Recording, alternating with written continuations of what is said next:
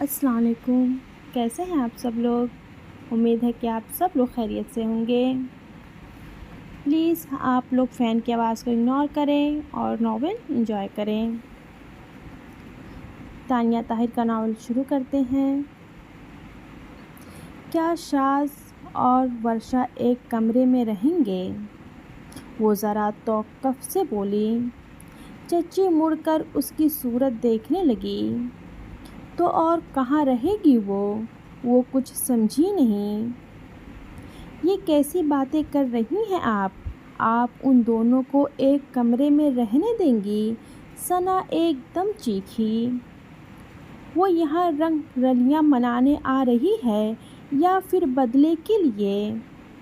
کیسے سوچا بھی آپ نے یہ؟ ثنا کے تو سر پر لگی اور تلوے میں جا کر بجھی تھی۔ چچی چپ چاپ اس کی صورت دیکھنے لگیں۔ بات سنیں، اس دن تو آپ نے کہا تھا کہ آپ اس سے اپنی نسل نہیں چلنے دیں گی۔ ثنا نے انہیں گویا یاد دلایا کہ وہ میاں بیوی ہیں۔ تو وہ سمجھ گئی تھیں۔ پھر وہ اس سے پوچھنے لگیں، اسٹور روم میں سوئے گی وہ بھی زمین پر؟ ثنا نے فیصلہ کیا تھا۔ تم شاذ کی عادت کو جانتی ہو اور تمہارے چاچا کو پتہ چلا تو آپ کیوں ڈر رہی ہیں؟ گھر کے مرد گھر پر نہیں ہوتے اور کسی کو الہام نہیں ہو کہ ورشا کہاں ہے۔ اس نے سر جھٹکا۔ مگر ثنا تم جانتی ہو وہ کمرہ ٹھیک نہیں ہے۔ اسے تو بند بھی اسی وجہ سے کیا ہوا ہے۔ ایک دم خوف سے وہ جھرجھری لے گئی۔ ثنا مسکرا دی۔ آپ کو کیا فرق پڑتا ہے چاچی؟ یہ پھر آپ کے دل میں بھی ہمدردی نے جنم لے لیا ہے۔ نہیں، وہ کمرہ میں پھر بھی نہیں کھولوں گی۔ اس کی وجہ سے ہمارے گھر پر اثرات ہوں گے تو؟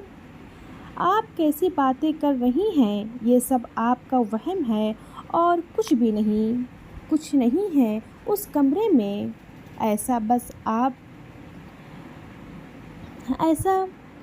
بس آپ سوچ رہی ہیں۔ آپ چپ رہیے گا، میں خود دیکھ لوں گی سب، وہ کہہ کر باہر آ گئی۔ یہ عورت بدلہ لینے چلی تھی جو ان دونوں کو ایک کمرے میں بھیج رہی تھی۔ ثنا غصے سے بھڑک سی گئی۔ پاگل عورت، اس نے دل میں سوچا اور وہاں سے کمرے میں آ گئی۔ خرم نے ورشا کو کھانا دیا۔ آپ بھی کھا لیں، ورشا بولی۔ نہیں، آج بھوک نہیں، تم کھاؤ، وہ مسکرائی۔ آپ نے کپڑے تبدیل نہیں کیے اپی؟ ورشا نے توجہ دی۔ ہاں، بس میرے پاس لباس نہیں تھا کوئی، تبھی یہی دھو کر پہن لیا۔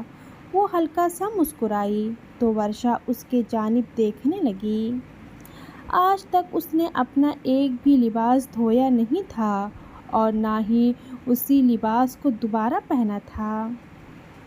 آپ میرے الماری میں سے کچھ لے لیں، کچھ ڈریس بالکل نیو ہیں جو میں نے پہنے نہیں ہیں، وہ بتانے لگی تو خرم نے نفی کی، مگر ورشا نے زبردستی اسے اپنا ڈریس دے دیا جس میں لانگ شرٹ اور پیجامہ تھا۔ خرم کو لباس تبدیل کر کے اچھا لگا تھا۔ اس نے شاور بھی لیا تھا۔ گیلے بالوں میں ابھی وہ برش ہی چلا کر فارغ ہوئی تھی کہ عادل ورشا کے کمرے میں آ گیا۔ خرم نے جلدی سے دوپٹہ سر پر لیا۔ عادل نے اسے ناگواری سے دیکھا جو ریلی اجلی نکاح روئی سے بہت پیاری لگ رہی تھی، بالکل تازہ گلاب کی طرح۔ کس کی اجازت سے تم نے ورشا کے کپڑے پہنے ہیں؟ وہ ایک دم ہی اس پر چیخا، اپنے اندر کی کیفیت جو خراب ہونے لگی تھی۔ خرم کا رنگ پھیکا ہو گیا۔ تمہاری اتنی اوقات ہے کہ تم میری بہن کا لباس پہنو؟ وہ پھر سے چیخا۔ جاؤ اور اتارو اسے، اس نے کہا تو خرم شرمندگی اور بے عزتی کے احساس سے پلٹنے لگی۔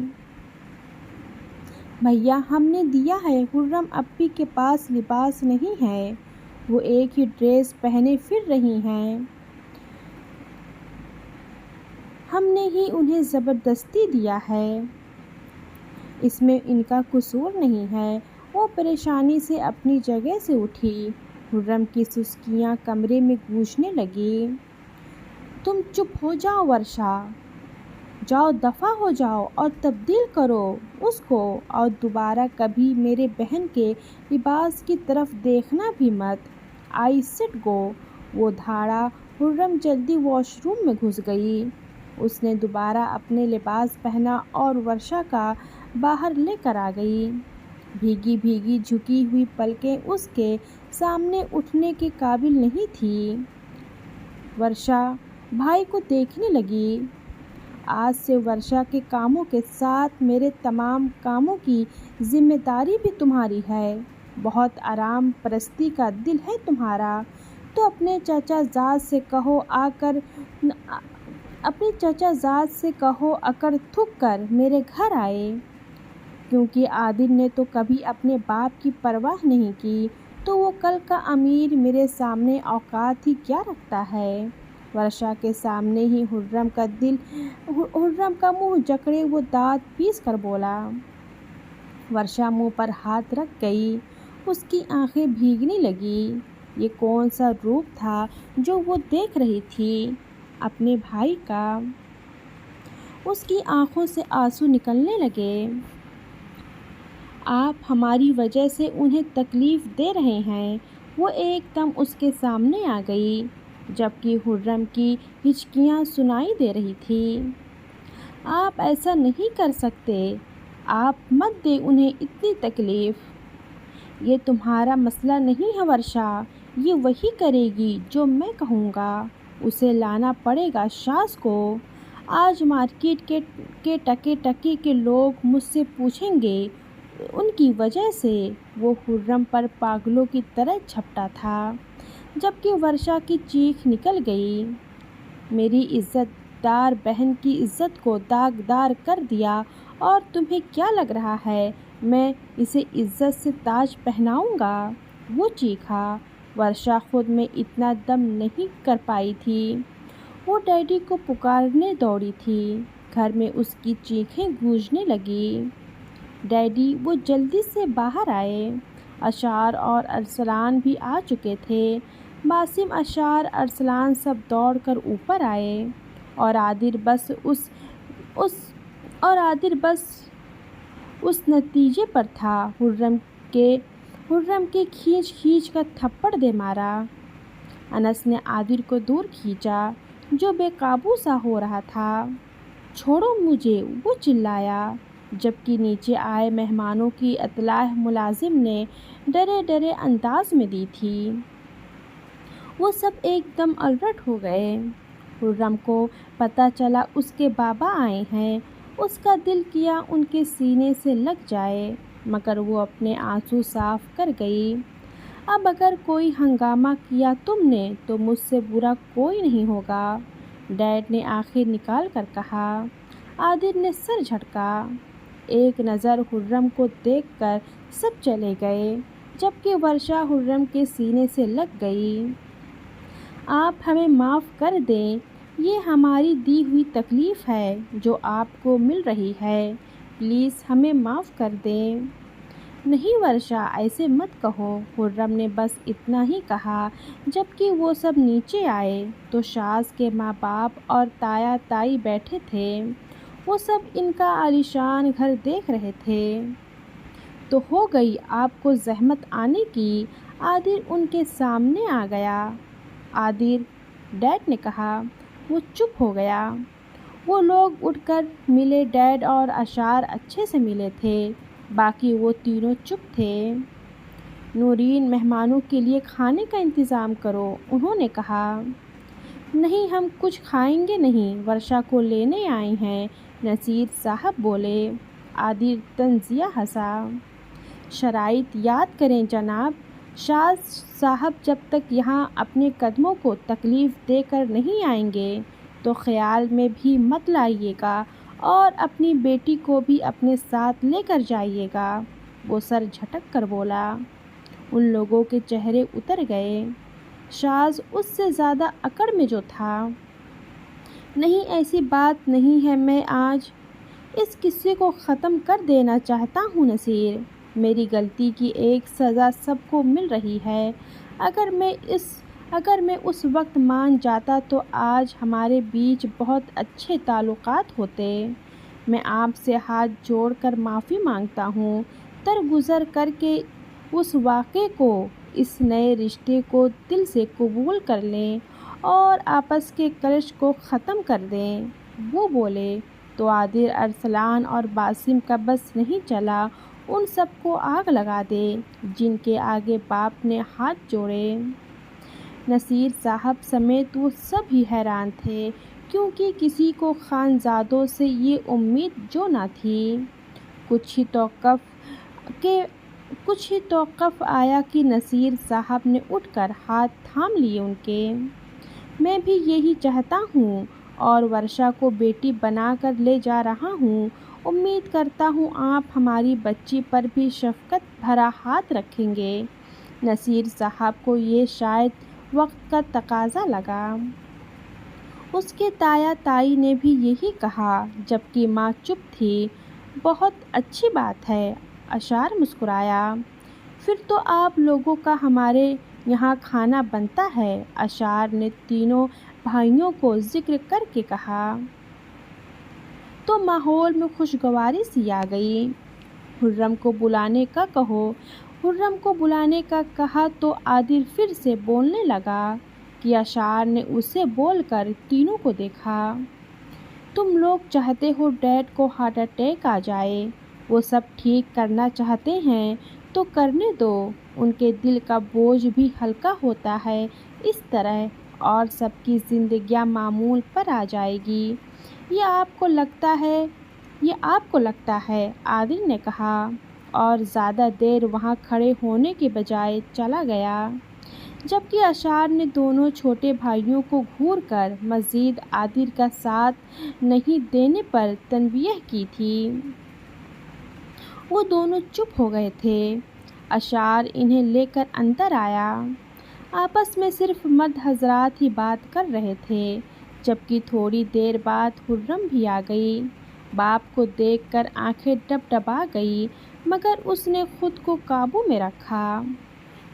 آج جان بوجھ کر ورشا سے کپڑے ادھار لیے تھے اس نے، کیونکہ وہ ماں باپ پر کچھ بھی غلط ثابت نہیں کرنا چاہتی تھی۔ تبھی بہت اچھا سا تیار ہو کر آئی تو وہ سب بھی اسے دیکھنے لگے۔ ابھی کچھ دیر پہلے عادل اس کے ساتھ کیا سلوک کر رہا تھا اور وہ ان کی عزت کے لیے کیسے آئی تھی۔ وہ ماں باپ سے ملی، دونوں اس کی جانب دیکھنے لگے اور بے ساختہ سوال کر گئے، تم خوش تو ہو خرم؟ خرم نے بھیگی نظروں سے سر ہلا دیا، جبکہ وہ کسی حد تک مطمئن ہو گئے۔ دوسری طرف اوپر ورشا غش کھا رہی تھی۔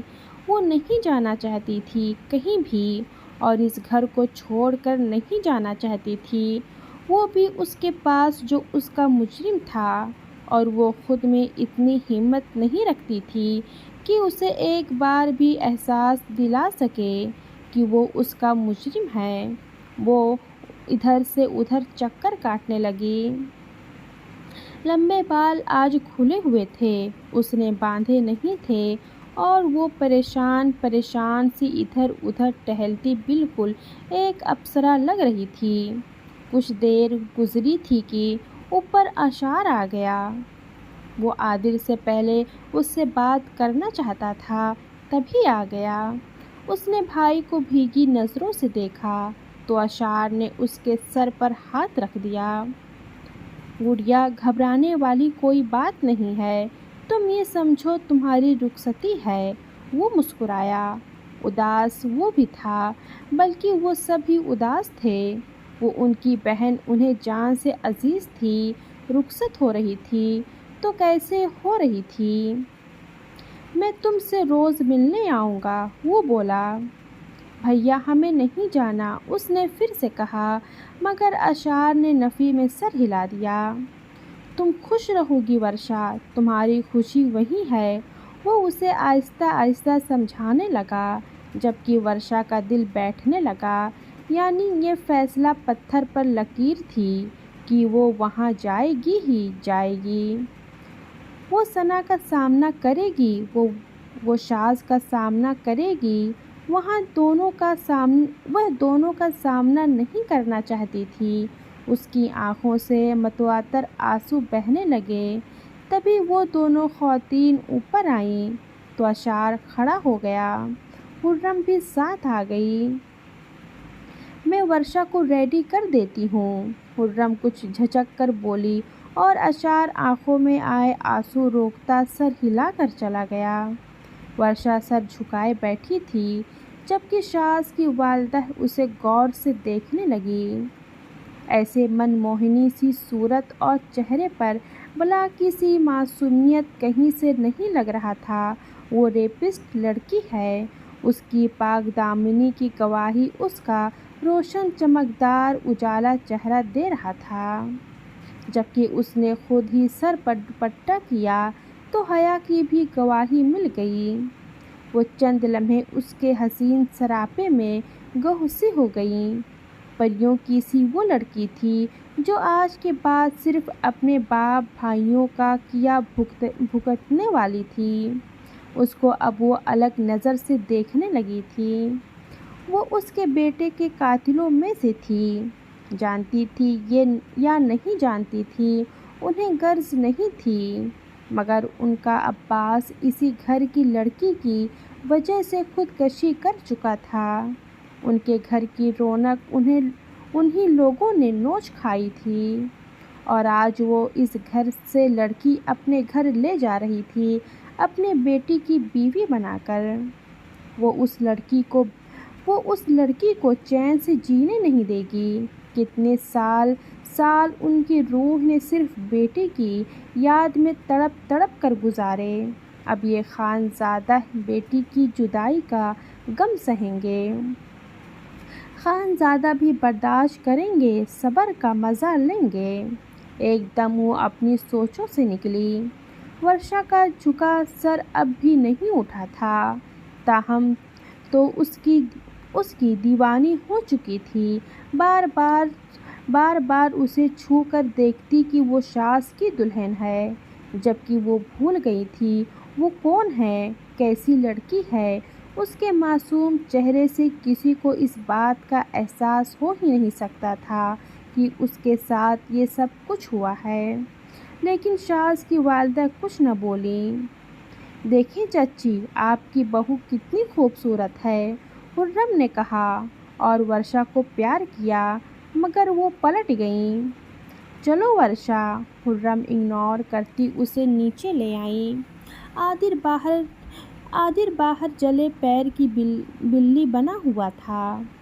وہ چاہتا ہی نہ تھا کہ ورشا جائے، بلکہ دوسری طرف کوئی بھی نہیں چاہتا تھا کہ ان کی بہن جائے۔ تبھی ان لوگوں کا دم نکل رہا تھا۔ باپ سمیت بھائیوں کی آنکھوں میں آنسو تھے۔ ورشا کا پرسنل سامان ملازمہ سے کہہ دیا تھا وہ پیچھے لا رہی تھی۔ ورشا کو لگا اس کا ایک ایک قدم من بھاری ہو چکا ہے، وہ چل نہیں پائے گی۔ وہ خرم کے سہارے تھی، اس کا دل پھٹنے کو تھا۔ وہ اس شخص کو آزمانا نہیں چاہتی تھی۔ وہ کیسے کہتی کہ وہ نہیں جانا چاہتی، وہ اس سے ملنا نہیں چاہتی، وہ ثنا کے سامنے نہیں جانا چاہتی۔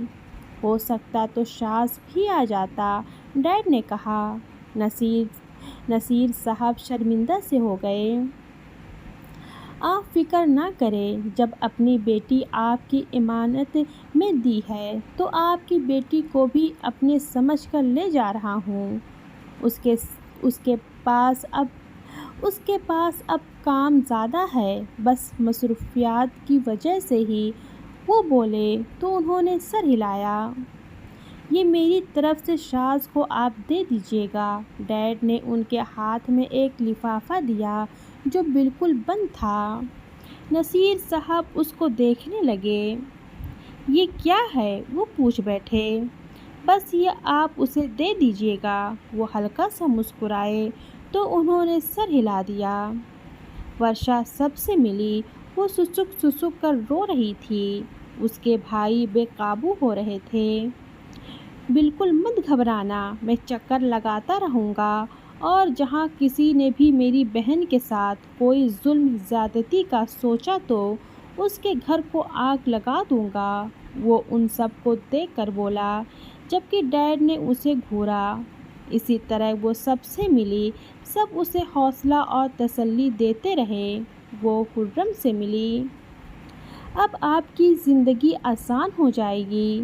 ہم نہیں ہوں گے تو مشکلات ختم ہو جائے گی۔ ہم اپنے باپ بھائی پر بوجھ تھے اپی۔ انہوں نے ایک بوجھ اتارا، ایک تکلیف آپ پر سے ہٹا دی ہم نے۔ وہ آہستگی سے اس کے کان میں کہہ کر وہاں سے ہٹ گئی۔ تائی اسے لیے خوشی خوشی گاڑی میں سوار ہو گئیں۔ گھر کے باہر 2 سے 3 گاڑیاں کھڑی تھیں، اور سب ایک سے بڑھ کر ایک۔ یہ شاز نے بھجوائی تھیں، اور ان گاڑیوں میں موجود گارڈز اس بات کی گواہ تھے کہ اس کا اثر و رسوخ اور معیار بدل گیا ہے، خانزادوں جیسے اس نے جتایا ہو۔ ورشا گاڑی میں بیٹھی تو بری طرح رو دی۔ شاز کے والدہ کو سب ڈھکول سا لگ رہا تھا، جبکہ تائی اسے سمجھا رہی تھی۔ ان کی گاڑی باہر نکل گئی اور وہ سب یوں ہی کھڑے رہے۔ آج ان کی بہن اور ایک باپ سے بیٹی جدا ہوئی تھی۔ اس کی زندگی میں آنے والی خوشیوں کے دائمی ہونے کی دعا کر سکتے تھے وہ سب۔ جب وہ سب اندر چلے گئے تو خرم بھی جلدی سے ورشا کا لباس تبدیل کرنے کو دوڑی کہ عادل کے والد کی پکار پر رک گئی۔ ڈر سا لگنے لگا کہ نہ جانے وہ اسے کیا سنا دیں، کیا کہہ دیں۔ ہاں، وہ اس کے کپڑے تبدیل کر لے گی، وہ ان کی بیٹی کی جگہ کبھی نہیں لے سکتی تھی۔ وہ جھجکتی ہوئی انہیں دیکھنے لگی کہ انہوں نے اس کے سر پر ہاتھ رکھا۔ بیٹی جیسی ہو تم ہماری، میرے بیٹے کو خوش رکھو۔ اس کا سر تھپ تھپا کر وہ چلے گئے، جبکہ باقی سب سمیت عادل بھی گم سا گیا۔ خرم کو لگا مقام ایسا ہے کہ زمین میں گڑ جائے۔ وہ شرمندگی سے کچھ کہہ نہ سکی۔ باسم اور ارسلان، آج سے یہ ہماری بھابھی ہیں، اور اس کے علاوہ کسی نام سے انہیں پکارا نہیں جائے گا، اشار نے کہا تو دونوں نے سر ہلایا۔ یہ سب فیصلے آپ لوگ نہیں کریں گے، اس کی حیثیت کیا ہے یہ میں نے متعین کرنی ہے۔ وہ غصے سے چلایا۔ تم اس کے شوہر ہو عادل، جو مرضی کرو، یہ تم دونوں کا آپسی معاملہ ہے، مگر ہم سب نے انہیں تمہاری بیوی کی حیثیت سے قبول کر لیا ہے، بنا کسی دشمنی اور لڑائی جھگڑے کے۔ اشار کہہ کر اپنے روم میں چلا گیا۔ ارسلان اور باسم بھی اس کے ساتھ چلے گئے، اور عادل خرم کو ایسے دیکھنے لگا گویا شیر ہرن کو کچا چبانے سے پہلے دیکھتا ہو۔ اللہ حافظ۔